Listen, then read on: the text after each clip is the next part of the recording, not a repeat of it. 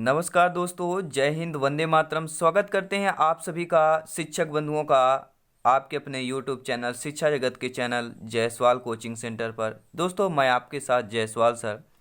दोस्तों आपको ये पता है गद्यांश पद्यांश प्लस कॉम्बिनेशन यहाँ पर आपको वीडियो लाए हैं, क्लास चल रही है और भाग चौथा है, यानी क्लास नंबर चौथी है दोस्तों। और इसकी पिछली क्लासेस देखना चाहते हैं तो आप यहाँ पे बेल आइकन पे आपको लिंक मिलेगा, जरूर देख सकते हैं।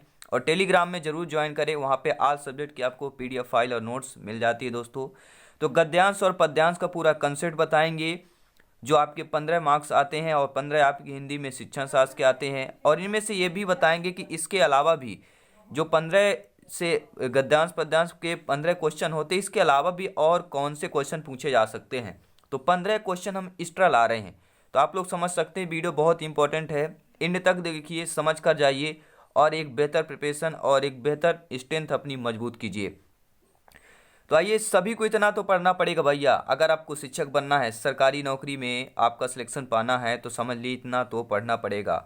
जी हाँ, तो चलिए आइए पहला देख लेते हैं। और एक सभी को मेरा तहे दिल से शुक्रिया धन्यवाद करता हूं कि शिक्षक भर्ती में नंबर 1 चैनल जा पहुंचा है। इतिहास में पहली बार ऐसा हुआ है कि मध्य प्रदेश में अभी नंबर 1 है। और इतना प्रेम और स्नेह आप लोगों को मिल रहा है कि भारत में भी यह नंबर 1 बनेगा। बस आप लोगों सपोर्ट और लाइक करते रहे दोस्तों। आइए यहाँ पे देखेंगे पहला गद्यांश चौथी क्लास में, यानी चौथा गद्यांश लगातार क्लास डेली आपको चल रही है।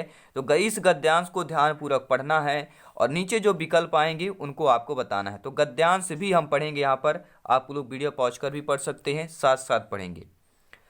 संस्कृत एक ऐसी चीज नहीं है जिसकी रचना 10, 20 या 150 वर्षों में की जा सकती हो। हम जो कुछ भी करते हैं उसमें हमारी संस्कृत की झलक होती है। यहाँ तक कि हमारे उठने बैठने, पहनने ओढ़ने, घूमने फिरने और रोने हंसने में भी हमारी संस्कृत की पहचान होती है। यद्यपि हमारा कोई भी एक काम हमारी संस्कृत का पर्याप्त नहीं बन सकता है। असल में संस्कृत जिंदगी का एक तरीका है और यह तरीका सदियों से जमा होकर उस समाज में छाया रहता है जिसमें हम जन्म लेते हैं। इसलिए जिस समाज में हम पैदा हुए हैं अथवा जिस समाज से मिलकर हम जी रहे हैं, उसकी संस्कृति हमारी संस्कृति है। यद्यपि अपने जीवन में हम जो संस्कार जमा कर रहे हैं वह भी हमारे संस्कृत का अंग बन जाते हैं और मरने के बाद हम अन्य वस्तुओं के साथ अपनी संस्कृत की विरासत भी अपनी संतानों के लिए छोड़ जाते हैं। इसलिए संस्कृति वह चीज़ मानी जाती है जो हमारे सारे जीवन को व्यापे हुए तथा जिसको रचना और विकास में अनेक सदियों के अनुभवों का हाथ है। यही नहीं बल्कि संस्कृति हमारा पीछा जन्म जन्मांतर तक करती है। और अपने यहाँ एक साधारण कहावत है कि जिसका जैसा संस्कार है उसका वैसा ही पुनर्जन्म भी होता है। तो जब हम किसी बालक या बालिका को बहुत तेज पाते हैं तब अचानक कह देते हैं कि पूर्व जन्म का संस्कार है। संस्कार या संस्कृति असल में शरीर का नहीं, आत्मा का गुण है। और जबकि सभ्यता को सामग्रियों से हमारा संबंध शरीर के साथ ही छूट जाता है, तब भी हमारी संस्कृत का प्रभाव हमारी आत्मा के साथ जन्म जन्मांतर तक चलता रहता है। दोस्तों यह रहा आपका गद्यांश।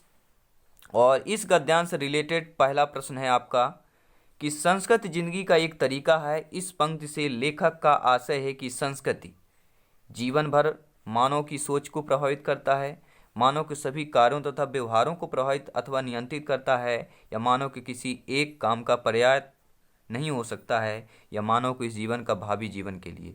तो इस गद्यांश के अनुसार संस्कृति जिंदगी का एक तरीका है। तो इस पंक्ति में लेखक का आशय है कि संस्कृति जो है दोस्तों वह है मानव के सभी कार्यों तथा व्यवहार को प्रभावित अथवा नियंत्रित करती है। बी ऑप्शन सही हो जाएगा।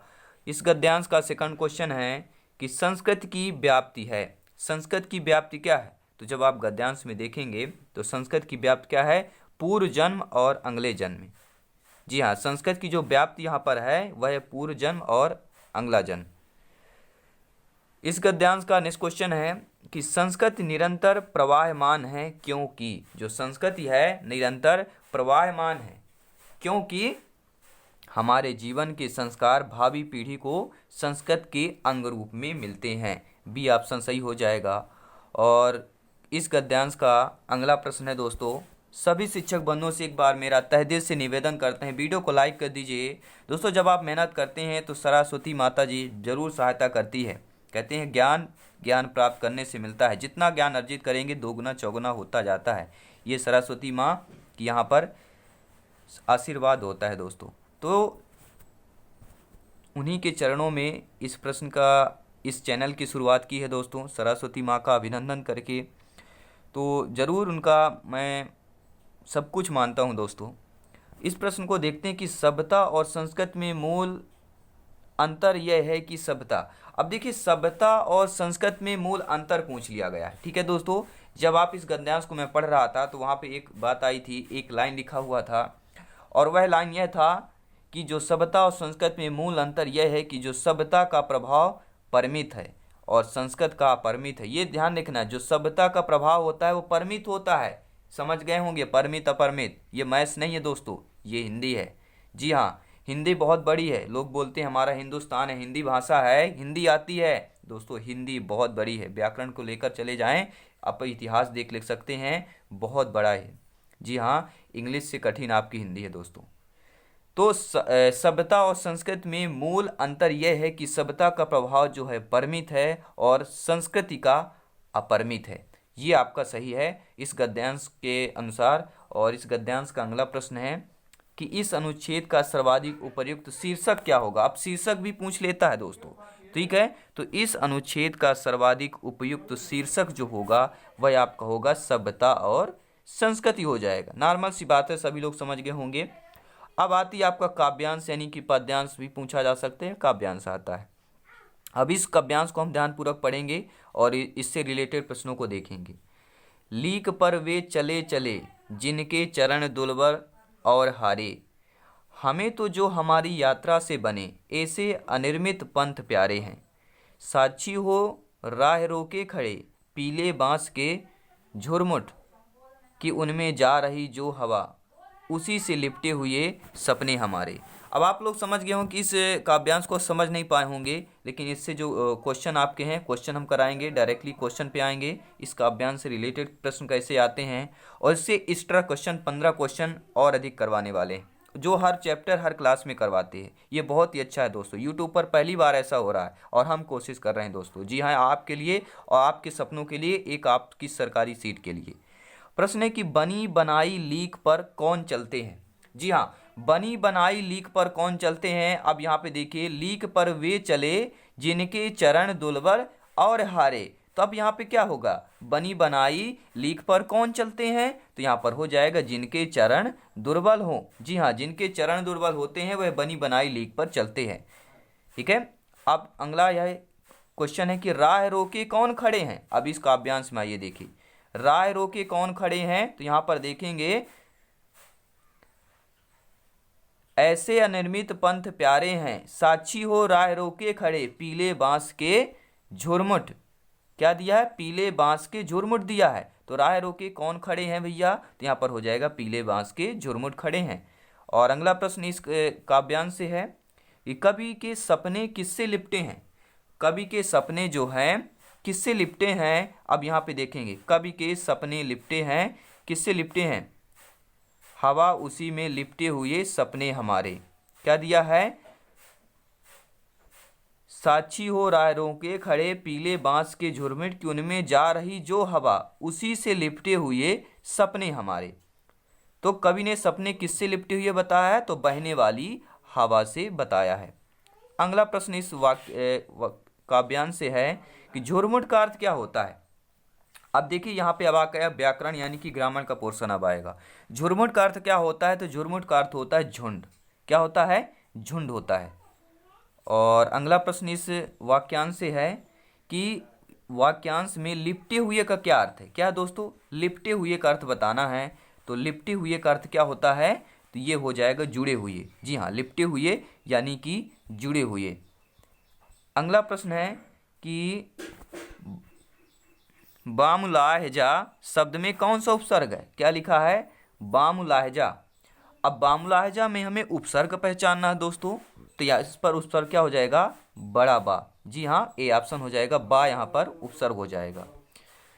अगला प्रश्न वाक्यांश से है कि बद उपसर्ग किस शब्द में है? अब बताइए, बद उपसर्ग पहले, उपसर्ग यानी शब्द के पहले जो लगता है, और संस्कृत में धातु के पहले जो लगता है वह आपका उपसर्ग कहलाता है।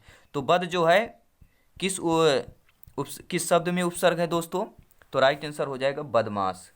बद उपसर्ग लग जाएगा और मास अलग हो जाएगा। अगला प्रश्न है दोस्तों, जलना शब्द में कौन सा प्रत्यय है? अब जलना शब्द में कौन सा प्रत्यय है? बहुत से लोग, ये मेरे साथी शिक्षक बंधु समझते हैं कि बहुत ही अच्छा क्वेश्चन है, सरल है, और इसी प्रकार के प्रश्न आते हैं, लेकिन हमको घबराना नहीं है। घबराएंगे कब नहीं? जब आप प्रैक्टिस करेंगे हमारे साथ, पूरा वीडियो अंत तक देखेंगे, सभी क्लासेस अटेंड करेंगे, प्रैक्टिस करेंगे। एक हिम्मत होती है, एक अंदर मोटिवेट होता है, एक जुनून पैदा होता है, वो जुनून दोस्तों आपकी एक सरकारी सीट दिलाता है। जी हाँ, मेहनत के साथ साथ जुनून भी होना चाहिए, वो यहाँ पर आपको जरूर मिलेगा। स्टडी करते जाइए। तो जलना शब्द में कौन सा प्रत्यय हो जाएगा? तो यहाँ पर हो जाएगा अना। जी हाँ, जलना में अना प्रत्यय हो जाएगा। नेक्स्ट क्वेश्चन है इस वाक्यांश से, आई प्रत्यय किस शब्द में है दोस्तों? टिकाऊ, उड़ाई, खिलाई, नाई। तो किस पर हो जाएगा आपका? सभी लोग जानते हैं खिलाई में आई प्रत्यय है। अगला प्रश्न देख लेते हैं, दुखी क्यों होते हैं जब भगवान देता है तो देता है? क्या है? इस मुहावरे को पूर्ण करना आपको, यह मुहावरा है, इस मुहावरे को पूरा करना है कि दुखी क्यों होते हैं जब भगवान देता है तो छप्पर फाड़ कर देता है। क्या देता है? छप्पर फाड़ कर। सी ऑप्शन, ये मुहावरा पूरा हो गया। और अगला प्रश्न यह है, बहुत से बच्चे मेरे को दोस्त ये बोलेंगे बहुत इजीली क्वेश्चन है सर। नहीं दोस्तों, डेली क्लास अगर ले रहे हैं तो आपको पता होगा, सरल से सरल भी क्वेश्चन आते हैं, कुछ कठिन होते हैं, कुछ बहुत ही कठिन होते हैं। बिल्कुल कॉम्बिनेशन है, बिल्कुल आल कंसेप्ट का कॉम्बिनेशन है। अब दिए गए वाक्यांश के लिए एक शब्द का प्रयोग करना है आप लोगों को। क्या है? एक शब्द का प्रयोग करना है, यानी कि हर काम को देर से करने वाला को एक शब्द में क्या कहेंगे? तो हर काम को देर से करने वाले को दीर्घ सूत्री बोला जाता है। जी हाँ, डी ऑप्शन हो जाएगा। हर काम को देर करने वाले को दीर्घ सूत्री बोला जाता है। अगला प्रश्न है, कम बोलने वाला व्यक्ति के लिए एक शब्द में क्या होगा? तो कम बोलने वाले व्यक्ति को क्या बोला जाता है? तो इसको बोला जाता है मितभाषी। जी हाँ, कम बोलने वाले व्यक्ति को मितभाषी बोला जाता है। सी ऑप्शन सही हो जाएगा। और अगला प्रश्न है, बाँझ का तत्सम शब्द पहचानिए। बाँझ का तत्सम यानी बाँझ क्या है? ये आपका तद्भव शब्द है, इसको तत्सम शब्द क्या होगा? तत्सम शब्द वे शब्द कहलाते हैं जो संस्कृत से डायरेक्टली यानी कि सीधा लिए जाते हैं, आपकी हिंदी में रूपांतरित कर दिए जाते हैं, वो तत्सम शब्द कहलाते हैं। तो बाँझ जो है आपका तद्भव है, और इसका तत्सम जब तत्सम शब्द होता है वह होता है वंध्या। पहला ऑप्शन सही हो जाएगा।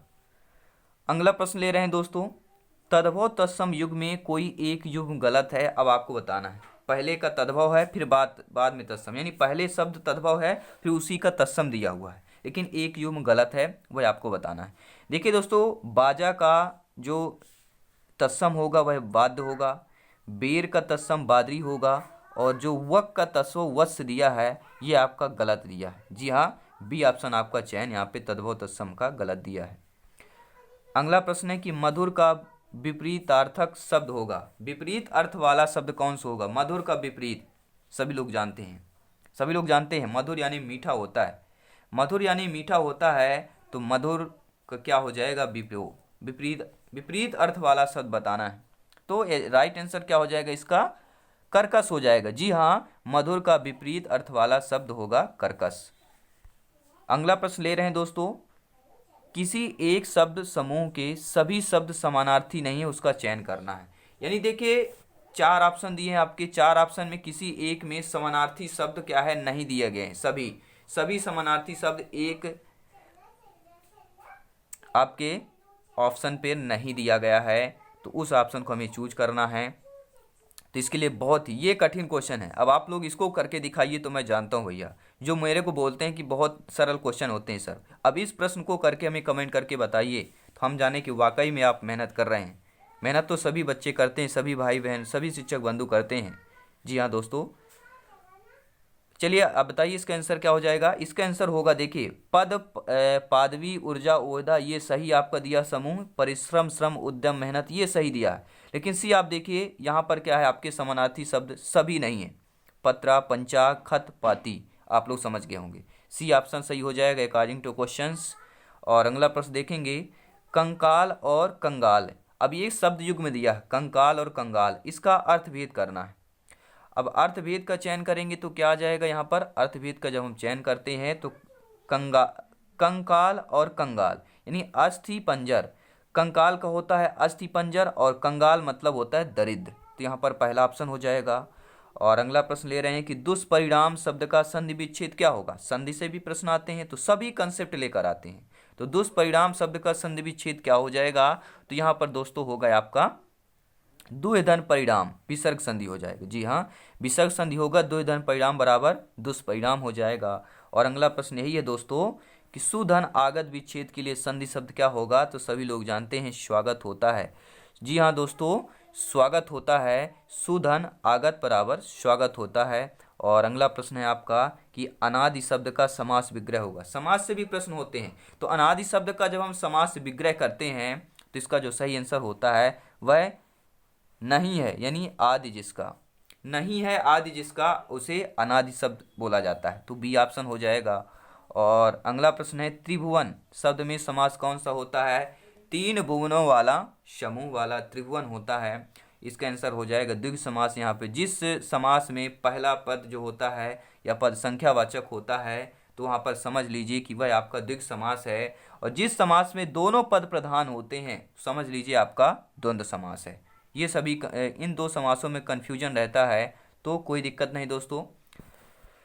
अगला प्रश्न ये देख लेते हैं कि अनेकार्थक शब्द आम के लिए गलत विकल्प बताना है। आम के लिए गलत विकल्प कौन सा दिया है, यानी कि आम को और अर्थ में क्या बोला जाता है। अनेकार्थक शब्द आम के लिए गलत विकल्प बताना है। देखिए सामान्य, व्यापक, एक फल का नाम। देखिए आम बोलते हैं, एक सामान्य नहीं बोलते हैं। वो तो सामान्य है, वो आम बातें हैं, वो समान बातें हैं। व्यापक है, वो आम है, एक मतलब आम के लिए अनेकार्थक, यानी आम को समान के शब्द में आम का अर्थ लिया जाता है, व्यापक के अर्थ में लिया जाता है। एक फल का नाम भी है आम, लेकिन अप्रचलित यहाँ पर आम पे नहीं लिया जाता है। तो ये आपका ए ऑप्शन क्या हो जाएगा, गलत चयन है, यहाँ पे गलत विकल्प हो जाएगा। अगला प्रश्न ले रहे हैं दोस्तों, अनेकार्थक शब्द कृष्ण के लिए कौन सा गलत विकल्प है। कृष्ण के लिए सभी लोग बताएंगे, बहुत अच्छा प्रश्न है। अब सभी लोग आप जानते हैं दोस्तों, आपको पता है मोरल मोटिवेशन मेरा एक मोटिवेशन चैनल है, यूट्यूब चैनल है, आप सर्च कर सकते हैं। वहाँ पर मैं अभी जो कोशिश करता हूँ, वहाँ पे एक कृष्णवाणी जो आती है उनको अपलोड करता हूँ। तो मोरल मोटिवेशन ज़रूर ज्वाइन करें दोस्तों, वहाँ पर कुछ अच्छी बातें आपको मिलेगी जो आपके लिए, आपके परिवार के लिए बहुत ही अच्छी होगी। जी हाँ, आइए प्रश्न पर आते हैं कि अनेकार्थक शब्द जो कृष्ण के लिए है दोस्तों, इस पर गलत विकल्प कौन सा दिया है, तो वह दिया देखिए काला कृष्ण को, श्याम और मधुसूदन, लेकिन कौतन्य नहीं बोला जाता है। जी हाँ, कृष्ण का कौतन्य नहीं, काला बोल देते हैं, श्याम है, मधुसूदन, ये सभी अर्थ हैं आपको कृष्ण के, लेकिन कौतन्य आपका अर्थ नहीं है। अगला प्रश्न ले रहे हैं कि एक वाक्य सही है, सही वाक्य का चयन करना। अब विकल्पों में से एक वाक्य सही दिया है, अब सही वाक्य का चयन करना है। एक ही वाक्य सही दिया है और उसी वाक्य को हमें चयन करना है। देखिए मोती सीपी से मिलती है, मोती सीप से मिलती है, पलती है, मोती सीपी में पलता है, ये सही बात है। जी हाँ, मोती जो होता है सीपी में पलता है। तो यहाँ में का अर्थ भी अलग है, देखिए सभी का अर्थ अलग है थोड़ा सा। और आपको पता है कि अल्पविराम कितना अर्थ है, रुको मत जाने दो, ये बहुत बार हम बचपन से पढ़ते आ रहे हैं दोस्तों, आप भी पढ़ते होंगे, आप भी पढ़े होंगे कि रुको मत जाने दो।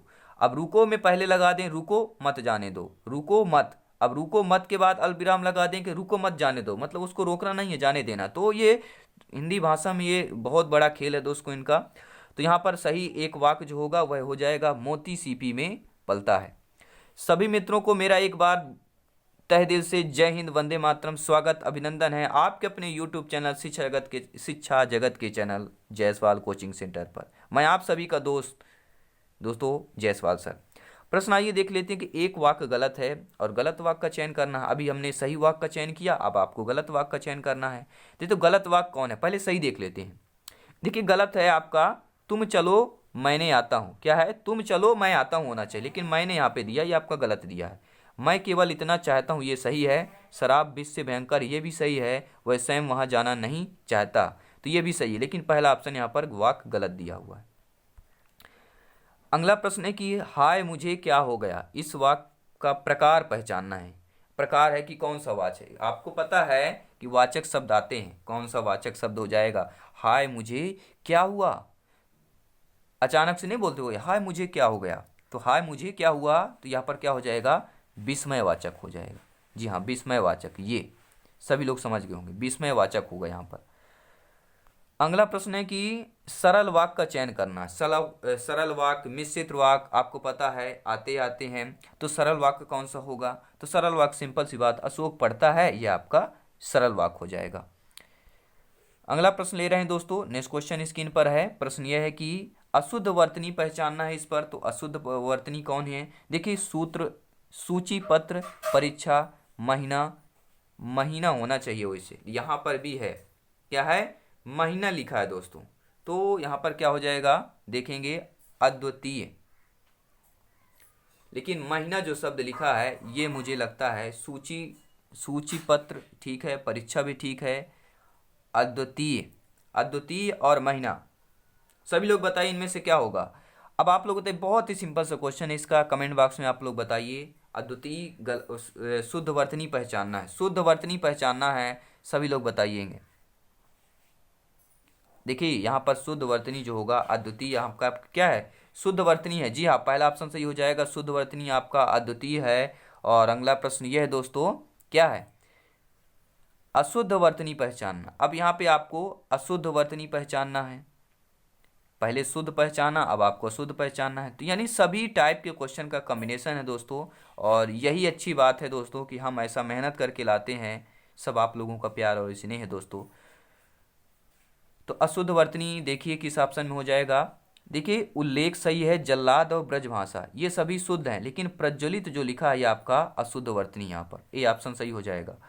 और अगला प्रश्न और इस पार्ट का लास्ट क्वेश्चन है दोस्तों कि चमड़ी जाए पर दमड़ी न जाए, लोकोक्ति अर्थ क्या होता है।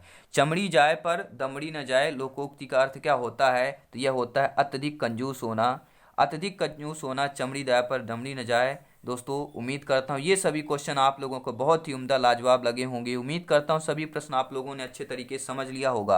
और प्ले लिस्ट में जाइए, सभी चेक करें, इसके आपको सभी वीडियो मिल जाएगी, मैथ्स की मिल जाएगी, बाल विकास यानी CDP, child development and pedagogy की, इन्वायरमेंट यानी कि पर्यावरण की मिल जाएगी, कंसेप्ट वाले पेडागोजी यानी शिक्षण शास्त्र के मिल जाएंगे, हिंदी की क्लास चल रही है, बाल विकास की, संस्कृत की, और जल्द ही जल्द सभी का आपका सब्जेक्ट हो है, ऑल सब्जेक्ट है, ऑल कॉम्बिनेशन पूरा करेंगे आपके एग्जाम से पहले।